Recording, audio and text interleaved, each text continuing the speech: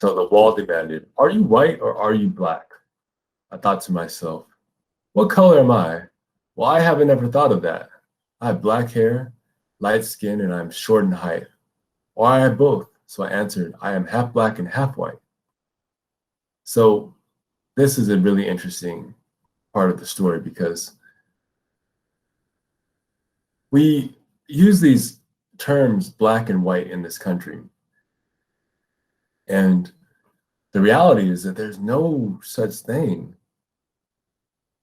If you say, who are black people? Who are white people? You might say white people come from the land of Europe.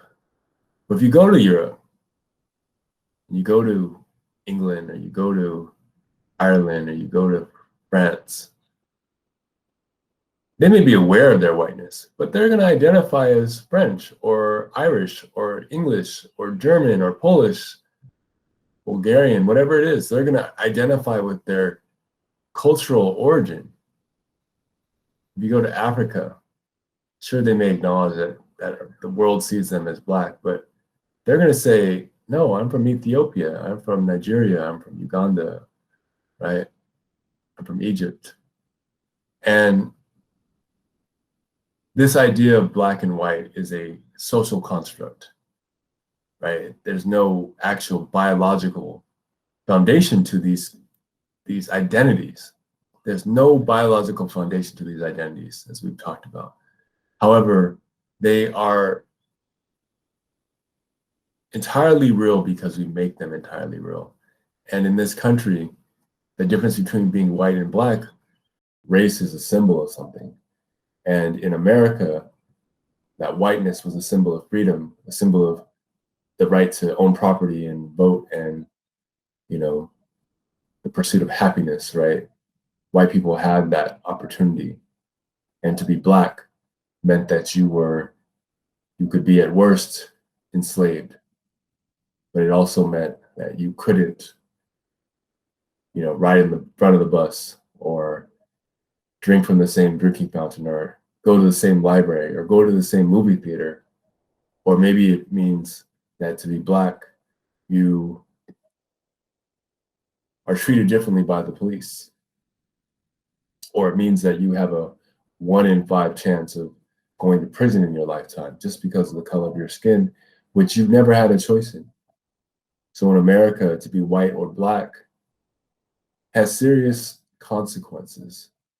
Some of them positive. If you're black, often very, very negative. And so this concept of white or black is really interesting because, again, it's a social construct, the same way that our money is green, and that's also a social construct. That's just a symbol. Money's not real. Race is not real. But we believe in these things so much. And so the question gets begged. So where do Asians fit within this spectrum of white and black? They're not white or black. They're who they are. They're Chinese, they're Vietnamese, they're Japanese, they're Filipino.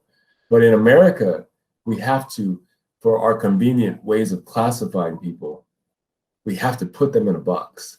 So when the first Asian immigrants came to America, they were treated like aliens, right? Like, why is your hair that way? Why is your skin that way? Why do you eat that food? And they were forced into labor. They didn't have the same opportunities to capitalize from the gold rush in San Francisco. So they ended up, a lot of them becoming laborers, and they built the transatlantic railroad that exists, that connects the East Coast to the West Coast today. And many of these Chinese immigrants went to Mississippi.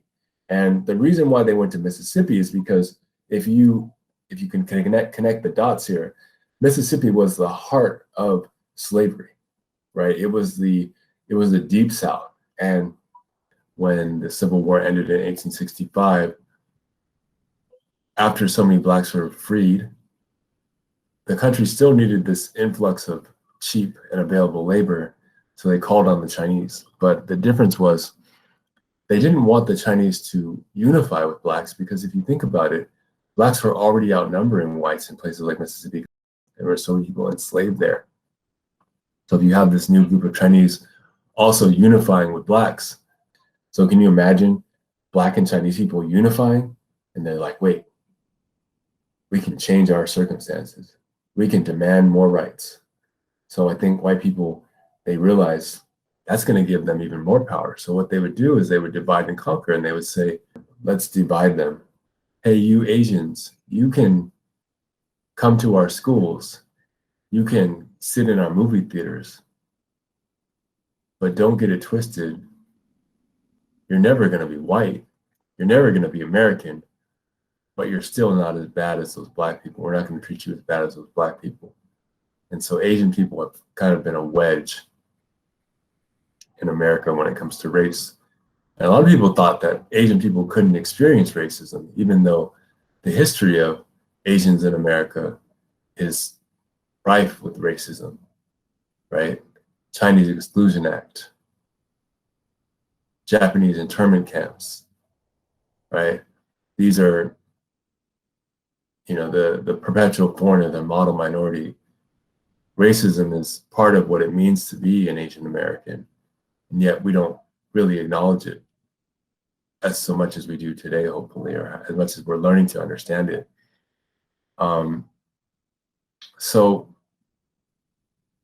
part of the strategy for race and maintaining hierarchical racial dynamics in the country is to divide and conquer. So again, Asians have been constantly put in between as a wedge, and we're starting to recognize that the racism that is becoming more prevalent today is something that needs to be addressed, right? And so I'm really feeling fortunate that we have this book, right, to read so that we can understand and we can empathize with what it means to be Asian, because we tend to think of Asians as, successful and, with the model minority, like so many doctors and engineers, but that's just one aspect of that experience. And we're not thinking about the ways that you can be highly successful in this country and still experience racism. And if you happen to be Asian and you don't achieve the level of stereotypical success, how that also creates a lot of pain in people's lives. There are so many Asian people that are not wealthy in America. There's so many Asian people in America that are still struggling. So if we have this generalized idea that all Asians are rich, it doesn't serve the larger conversation that needs to be had about equality, right? And today, fast forwarding to today, we see this, anti-Asian hate crimes, and we see the Black Lives Matter movement.